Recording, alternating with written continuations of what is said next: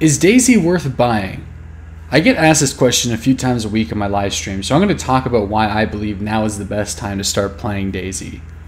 It's nearly 2 years into development, and it's getting to the point, in order to appreciate where we are now, we need to return and remember how things were back in late 2013. Let's start off with the weapons.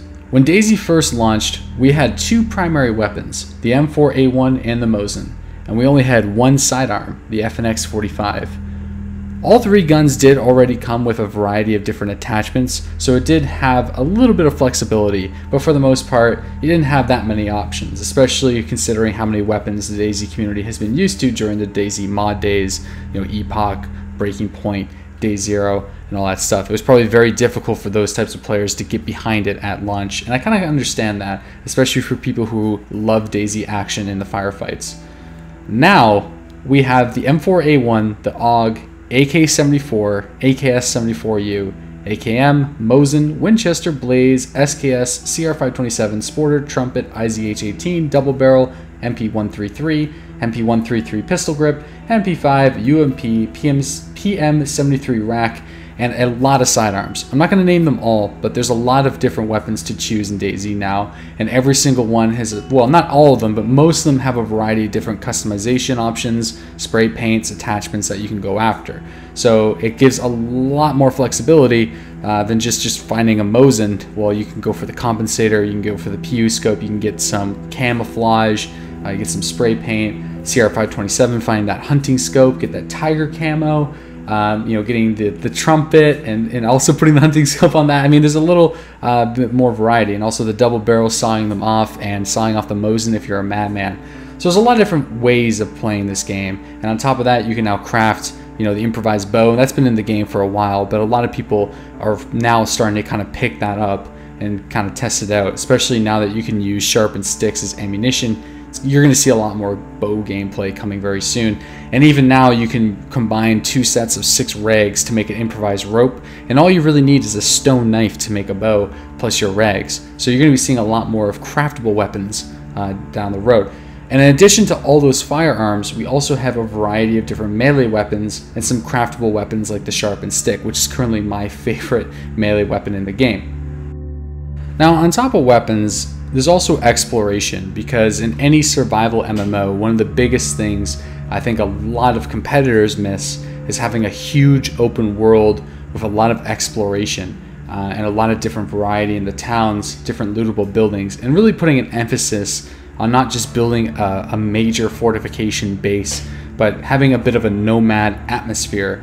Because in the zombie apocalypse, it's kind of always around movement. Movement is life. And I think DayZ is one of the only survival MMOs that really targets that and really makes it whole. Although in this patch, for people who've been delaying and they don't want to buy DayZ because you can't base build, you'll be happy to hear that you can now put down a military tent, a camping tent, containers such as barrels, vehicle tents. There's persistency that is enabled across the board, so if you drop like a backpack or like an ammunition box or any type of container, it will stay on the ground for 7 days. Tents currently last 45 days on servers if they're not wiped. So it's going to give a lot more options when it comes to actually building little camps. I think that's really important for DayZ, because DayZ isn't a game where you take a hatchet and you hit a tree for like 5 hours and build a base. I don't think DayZ is ever really going to be that way. It may... I've seen a few things, like some screenshots where there's going to be some major base building, but I don't think it's ever going to be too insane like games like Reign of Kings or Ark. I think it's going to still kind of remain that nomadic camping, situation, or very rough wooden structures. Because in DayZ, base building, in my opinion, is more about hiding your supplies rather than defending your supplies. You could spend in competitor games like hours building this sweet-ass base and just to wake up in the morning and have it destroyed, wasting all that gameplay and all that time. And that's something that I don't like. That's why I was never a huge fan of Epoch, but don't crucify me for that. I think it's a great mod. I just don't enjoy it.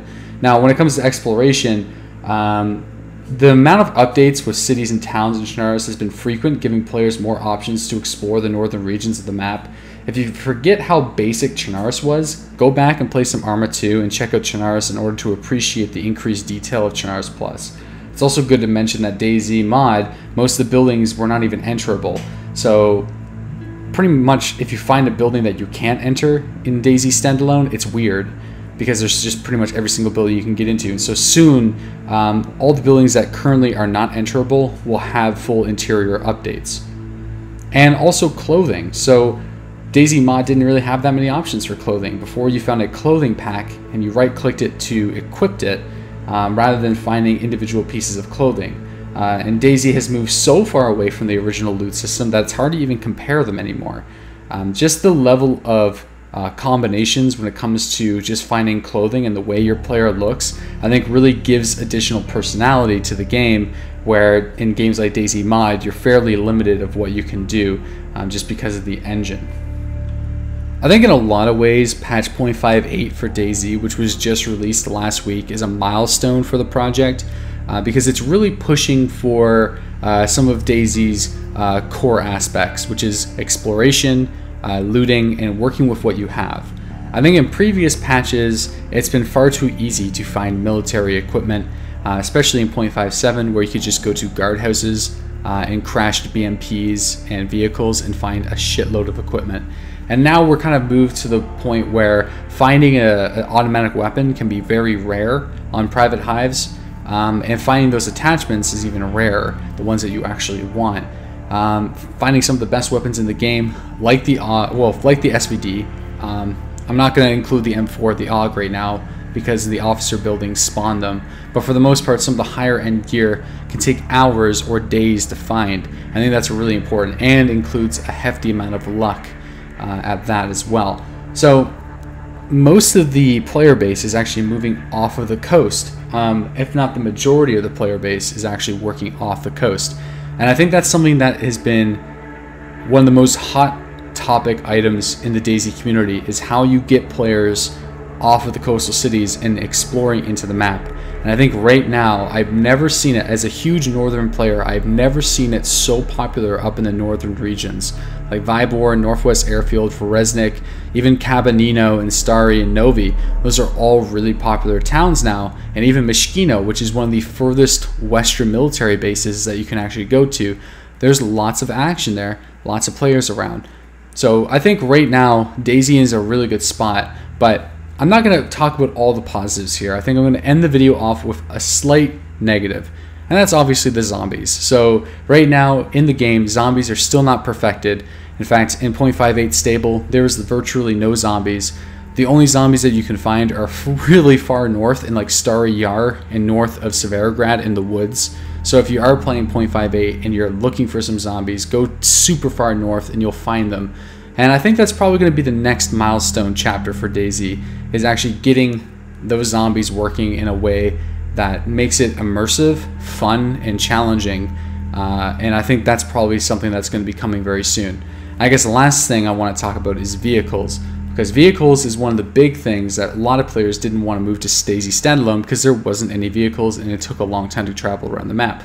Well, you'll be happy to hear, as soon as 0.59 experimental gets released, we're going to have a lot of new vehicles. So right now, when 0.59 gets released in a couple weeks, there's going to be the V3S logging truck, the V3S cargo truck, the party bus, the off-road Lada, and the Gaz. And that's just kind of like the big first patch for vehicles. And from here on out, we're going to be getting more and more and more. And on top of that, you can't just drive any vehicle anymore. You have to actually find the tires in some cases, tire repair kits, glow plugs, and batteries, and obviously gasoline. So it's starting to move to a point where the vehicles are starting to get implemented. You can start building bases. There's lots of weapon varieties that are in the game. You have to travel around to find your supplies. Players are not on the coast anymore. They're moving inland, getting some pretty cool firefights. So to answer the question, is DayZ worth buying? I think right now is one of the best times to get into the game, especially for people who have been playing the mod and waiting for DayZ Standalone to get to a point where they can actually get immersed into the environment, you know, build their little camps, get into some crazy northwestern action rather than just running around the coast. And the funny thing is, if you want to go on the coast, you can do it. You know, as new spawns, just dicking around, role playing, or just acting like a crazy person, that gameplay is still there on a lot of servers. But it's finally getting to the point where the standard DayZ experience of exploration and running into bandits and heroes and making those judgment calls and getting into situations where people are backstabbing or trying to trust other people in the game, I think that's starting to get to the point where it's so refined that I'm hoping things will kind of remain the way it is now in terms of the loot system and isn't really tweaked. So I do want to give the developers a whole lot of props for that. I think they did a really good job in this patch fixing the loot. And like I said before, I think if you guys have been waiting to buy DayZ Standalone, now is probably one of the best times to do it. So anyways guys, I hope that provides some clarity on my opinion on DayZ and its current development. And I want to know what you guys have to say in the comment section below. Be positive, be negative, state your opinions. That's what the comment section is for. I love to read all your comments. I do try to read every single comment and try to reply to most of them. And you can also watch my live stream every single day starting at 8:30 a.m. Eastern Standard on Twitch, twitch.tv/DeadlySlob. I'm usually always playing games like DayZ, if not DayZ, every day. So go check my channel out there, and I'll see you guys on the streams.